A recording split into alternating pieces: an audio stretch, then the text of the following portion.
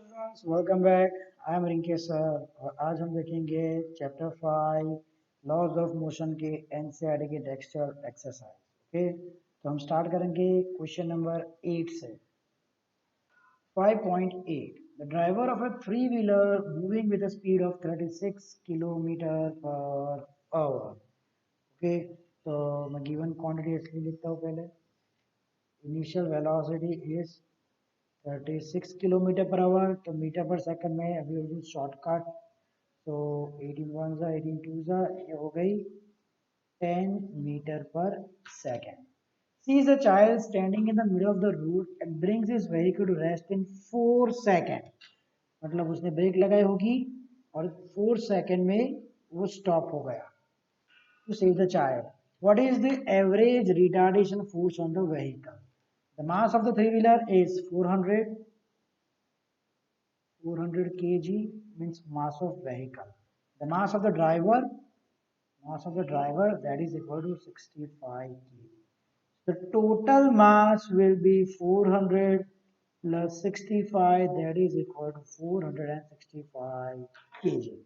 Okay, तो ये दिया हुआ है कि ड्राइवर ने बच्चे को देख के ब्रेक लगाई और वो 36 किलोमीटर पर यानी 10 मीटर पर सेकंड की स्पीड से स्टॉप हो गया 4 सेकंड में। ठीक है, तो उसका मतलब हो गया फाइनल वेलोसिटी हो जाती है 0।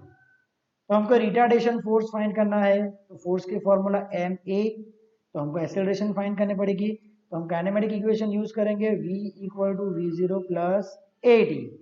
यहाँ पे फाइनल वेलोसिटी है 0, इनिशियल वेलोसिटी 10, ए और टाइम है 4, -10 equal to 4a, a is equal to -10/4 यानी कि -2.5 मीटर पर second square.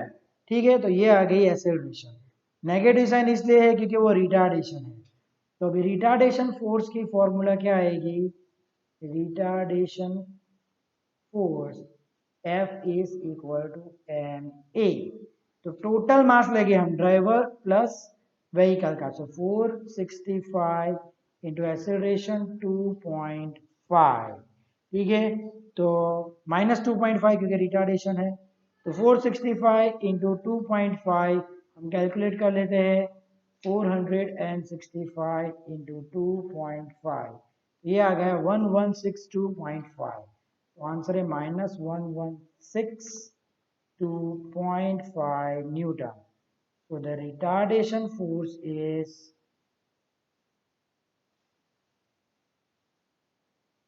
1162.5 Newton.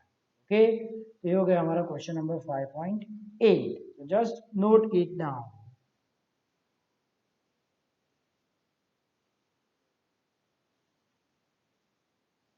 Now let's move to the next, that is 5.9. 5.9. A rocket with a lift of mass 2000 kg is blasted upward with an initial acceleration of 5 meter per second. Calculate the initial thrust of the blast. Okay. The mass of the rocket दिया हुआ है 20,000 kg. Okay, और acceleration दी हुई है 5 metre पर second square. अभी हम ये देखेंगे रॉकेट ऊपर जा रहा है, राइट? तो इसका जो नीचे का फोर्स है वो कौन सा है? mg। थर्स्ट माने थर्स्ट का मतलब the force that lifts the rocket in the air. तो जो ऊपर का फोर्स होगा वो होगा थर्स्ट, हम लिख लेते हैं टी। ठीक है, तो हमको ये इनिशियल थर्स्ट फाइंड करने का है। तो जो रिजल्टेंट फोर्स है, रिजल्टेंट फोर्स जो रॉकेट पे लगता है वो होता है एम ए। वो कौन सी डायरेक्शन में जा रहा है? ऊपर के डायरेक्शन। तो रिजल्टेंट फोर्स कौन सा लगेगा? ऊपर का। ओके, तो resultant force F is equal to m a. Resultant force क्या हुआ? दोनों फोर्सेस का सबट्रैक्शन करके, क्योंकि दोनों अपोजिट डायरेक्शन में, ऊपर थर्स्ट नीचे mg, तो T माइनस mg ये हो गया रिजल्टेंट फोर्स। तो T हो जाता है F plus mg। F resultant force ma plus mg, मतलब m इंटू ए प्लस जी। मास है 20,000, ओके। एक्सेलरेशन दी है 5 और ग्रेविटेशन एक्सेलरेशन हम राउंड फिगर लेते हैं 10, मतलब 25 into, sorry 10 plus 5 15, 15 into 20,000, so that will be equal to 3 lakh, means 3 into 10 raised to 5 Newton. So the thrust is equal to 3 into 10 raised to 5 Newton. Okay, so this was about 5.9. So just note it down.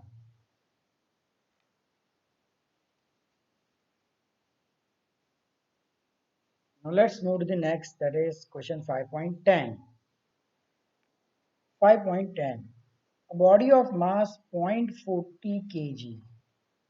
Given quantity is the m is equal to 0.4 kg. Okay. Moving initially with a constant speed of 10 meter per second. मतलब initial velocity आ गई 10 meter per second.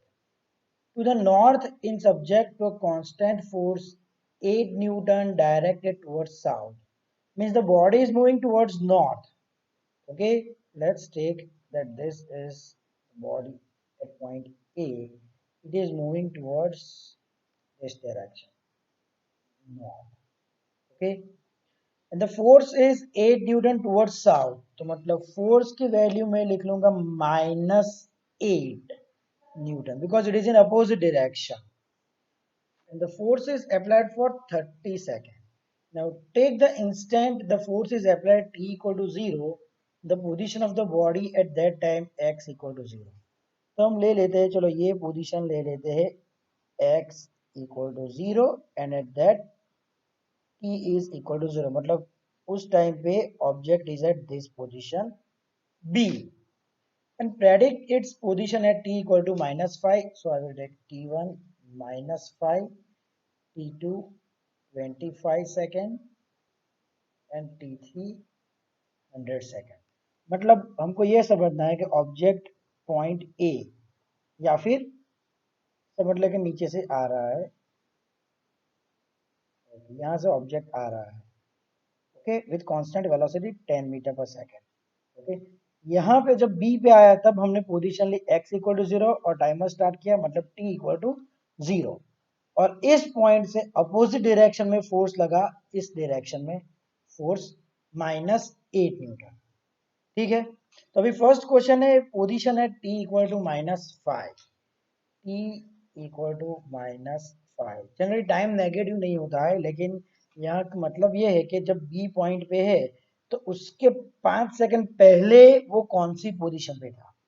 Okay, तो point B पे जब वो object आया तो उससे पहले कोई फोर्स नहीं लग रहा था। जो अपोजिंग फोर्स था वो कब आया, जब वो पॉइंट बी पे आया था, तो उससे पहले कोई फोर्स नहीं, मतलब कोई एक्सेलरेशन नहीं, मतलब कांस्टेंट वेलोसिटी v0। ठीक है, तो डिस्टेंस के फॉर्मूला हम लिख सकते हैं d equal to v0 t, और चलो हम s ले लेते हैं position, s equal to v0 t, तो v0 है 10 और टाइम -5, तो ये हो गया -50 मीटर। तो at t equal to -5 the object is at -50 metre. At t equal to -5 second the position of object is at -50 metre, मतलब पॉइंट बी से -50 साउथ की तरफ है। ओके, और you can write down 50 metres towards south. Clear. अब दूसरा question, t equal to 25 second, मतलब t equal to 0 से t इक्वल टू 25 सेकेंड। तो जो फोर्स लग रहा है, जो फोर्स लग रहा है वो कितने टाइम के लिए है, फॉर 30 सेकेंड। तो हमको तो सिर्फ 25 सेकेंड तक पूछा है, तो मतलब वो फोर्स एग्जिस्ट होगा 25 की 25 सेकेंड पे। तो एक्सेलरेशन फाइंड करनी है हमको, तो F equal to m a equal to f by m. तो फोर्स कितना था -8 और मास कितना दिया 0.4, तो मतलब ये हो गया -20 मीटर पर सेकेंड स्क्वायर। ठीक है, तो एक्सेलरेशन आ गई -20, क्योंकि अपोजिट डायरेक्शन में फोर्स है इसलिए एक्सेलरेशन माइनस आ गई। अब पोजीशन की फॉर्मूला हम लिख सकते हैं s equal to v0t plus half a t square. v0 की वैल्यू 10, टाइम की वैल्यू है 25 प्लस हाफ एक्सेलरेशन -20 और टी स्क्वायर मतलब 25 स्क्वायर 625 वन ज़ा टू 10, so 10 into 25 250 minus 6250, ठीक है।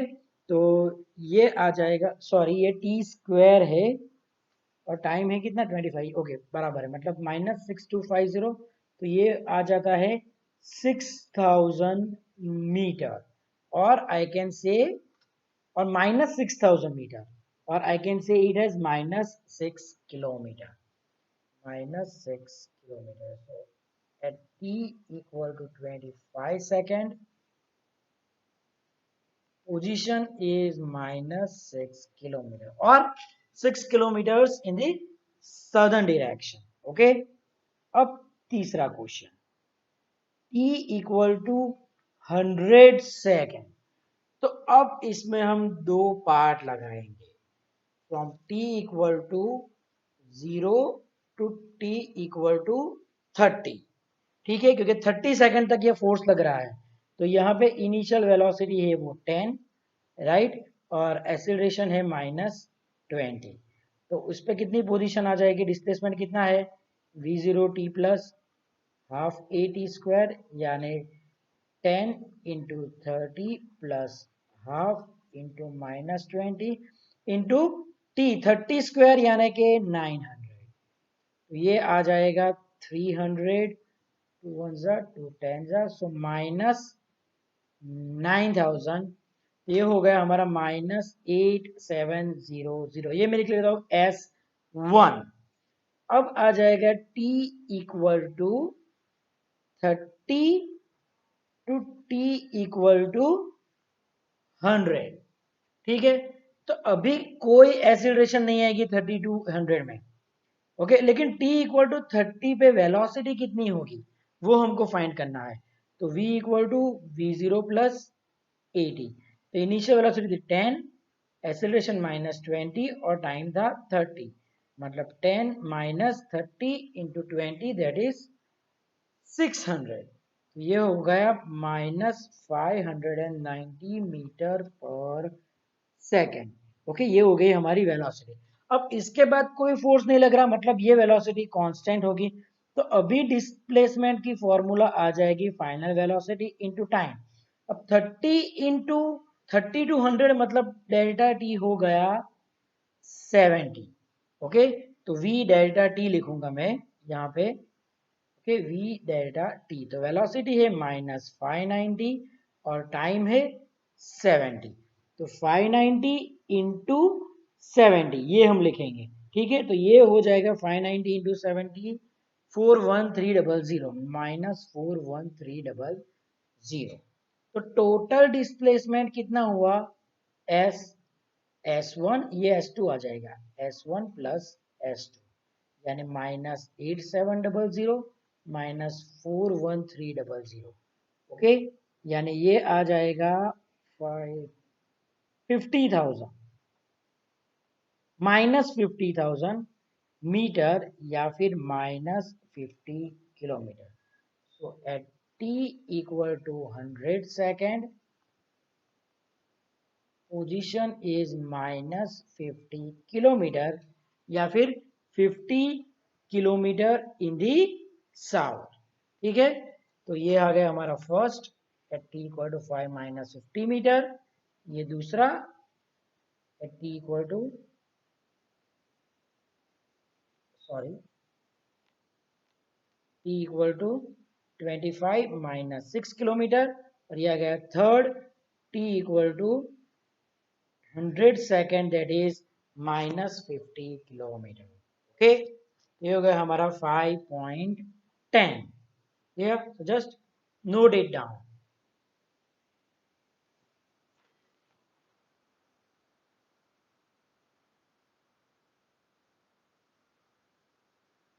Now let's move to the next, that is 5.11.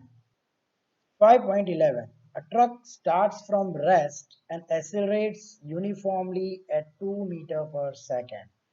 Velocity of the truck, initial velocity is 0, okay, and accelerates uniformly with 2 meter per second square. So acceleration is 2 meter per second square. Okay, horizontal direction में होगी. At t equal to 0, or else I can write it down, a is equal to 2y. At t equal to 10 seconds, a stone is dropped by a person standing on the top of the truck which is 6 meter high from the ground. What are the velocity and acceleration of the stone at t equal to 11 seconds? Okay, मैं figure draw कर लेता हूँ. हम समझ लेते हैं कि ये एक ट्रक है. ये ट्रक इस डायरेक्शन में जा रहा है. ओके, और इसकी हॉरिजॉन्टल एक्सेलरेशन है 2 मीटर पर सेकेंड स्क्वायर. क्लियर. और इनिशियल वेलोसिटी v0 है 0. ओके, अब क्या होता है t equal to 10 second. at t equal to 10 second, what will be the velocity of truck? और horizontal component ही होगी, right? So velocity vx, that will be equal to v0 x plus at, right? मैं यहाँ v0 x ले रहा हूँ, right? v0 0 है, मतलब x और y कंपोनेंट दोनों 0 हो जाएगा. तो v0 x होती है 0, एक्सेलरेशन 9.8 एंड टाइम होता है 10. ओके, तो ट्रक की जो हॉरिजॉन्टल वेलोसिटी है, और हम राउंड फिगर ले लेते हैं acceleration, gravitational acceleration, sorry gravitational acceleration नहीं है, 2y है. सो 2 इंटू 10, ये हो गया 20 मीटर पर सेकेंड. ओके, तो मतलब जब यहाँ से कोई ऊपर से कोई एक स्टोन फेंक रहा है, ओके, यहाँ पे एक आदमी है जो ऊपर से ये स्टोन फेंक रहा है. Okay, this height is 6 metre. Okay, जहां से स्टोन फेंक रहा है वो 6 मीटर है. ओके, तो इसकी एक्सेलरेशन क्या आएगी? वो ग्रेविटेशनल एक्सेलरेशन होगी, वो 9.8. तो हमको फाइंड करनी है वेलोसिटी. तो ये हो गया हॉरिजॉन्टल कंपोनेंट, राइट? ये आ गया हमारा हॉरिजॉन्टल कंपोनेंट. अभी हम वर्टिकल कंपोनेंट ले. Okay, vertical component at t equal to 10 second लोगा, तो ट्रक तो आगे जा रहा है, मतलब हॉरिजॉन्टली जा रहा है, वर्टिकल तो जा नहीं रहा. तो वर्टिकल कंपोनेंट हो जाएगा उसका 0. तो मतलब जब स्टोन ड्रॉप हो रहा है तो स्टोन की भी वर्टिकल वेलोसिटी हो जाएगी 0. ठीक है. एक्सेलरेशन वर्टिकल कितनी होगी? वो ग्रेविटेशनल एक्सेलरेशन होगी. ठीक है, तो वो हम लिख लेंगे, ये equal to g and that is equal to 9.8. Okay, तो अभी जो फाइनल वेलोसिटी स्टोन की होगी वो क्या है? 11 सेकेंड है, मतलब t इक्वल टू, ये t इक्वल टू 10 आ जाएगा. ओके, तो now at t equal to 11 second, मतलब डेल्टा t कितना हुआ? 11 माइनस 10, ये हो गया 1. ये 1 सेकेंड में होगा. ओके, मतलब ट्रक t इक्वल टू 0 पे स्टार्ट होता है, t इक्वल टू 10 पे स्टोन ड्रॉप करता है, और t इक्वल टू 11 पे हमको वेलोसिटी और एक्सेलरेशन फाइंड करनी. तो डेल्टा t टाइम स्टोन को कितना लगा? 1 सेकेंड. तो इनिशियल वेलोसिटी 0 है, तो उस टाइम पे वर्टिकल वेलोसिटी कितनी होगी? ये मैं v0y लिख लेता हूँ इनिशियल वेलोसिटी. तो vy होगी v0y plus ay t, right? ये वर्टिकल की वेलोसिटी. v0y है 0, ay है 9.8, और डेल्टा टी मैं यहाँ पे लूंगा, डेल्टा टी है 1. तो फाइनल वेलोसिटी स्टोन की वर्टिकल में हो जाएगी 1 मीटर पर सेकेंड. सॉरी 1 नहीं, 9.8, माय मिस्टेक, 9.8 मीटर पर second. Let me change it. ये हो गया 9.8 मीटर पर सेकेंड. ये हो गई हमारी horizontal, sorry vertical velocity. Okay, और वर्टिकल वेलोसिटी, अगर वर्टिकल वेलोसिटी स्टोन पे लगेंगे तो स्टोन पे अब कोई वर्टिकल फोर्स नहीं लग रहा, राइट? क्योंकि ट्रक की एक्सेलरेशन थी, लेकिन जब स्टोन को ड्रॉप कर दिया तो अभी स्टोन पे कोई हॉरिजॉन्टल फोर्स नहीं लगेगा. So no horizontal force on stone. तो उसका मतलब हॉरिजॉन्टल एक्सेलरेशन 0, तो उसका मतलब हॉरिजॉन्टल वेलोसिटी सेम रहेगी. वो कितनी थी? 20 मीटर पर सेकंड, क्योंकि कोई एक्सेलरेशन नहीं है, तो 20 मीटर पर सेकंड ये हॉरिजॉन्टल वेलोसिटी। तो रिजल्टेंट वेलोसिटी आ जाएगी under root of v x square plus v y square, मतलब 20 स्क्वायर प्लस 9.8 स्क्वायर। तो कैलकुलेट कर लेते हैं। 20 स्क्वायर हमको पता है 400 प्लस 9.8 स्क्वायर, 9.8 इंटू 9.8, ये आ गया 96.04। हम स्क्वायर रूट निकाल दे, प्लस 400 और इसका स्क्वायर रूट 22.27। ओके, तो हम राउंड फिगर में लिख लेंगे 22.3 मीटर पर second. This is the resultant velocity, ये ए हो गया। ठीक है, अब b, acceleration of the stone at t equal to 11 second. Okay, तो यहाँ पे हमने पहले ही प्रूव कर दिया कि हॉरिजॉन्टल एक्सेलरेशन हो जाती है 0, वर्टिकल एक्सेलरेशन वो है gravitational acceleration, that is 9.8 metre पर second square. So the resultant acceleration that will be equal to ax under root of ax square plus uy square, ये आ जाएगा 9.8 मीटर पर सेकंड स्क्वायर। ये हो गई acceleration of the stone. Okay, this was about 5.11, so just note it down.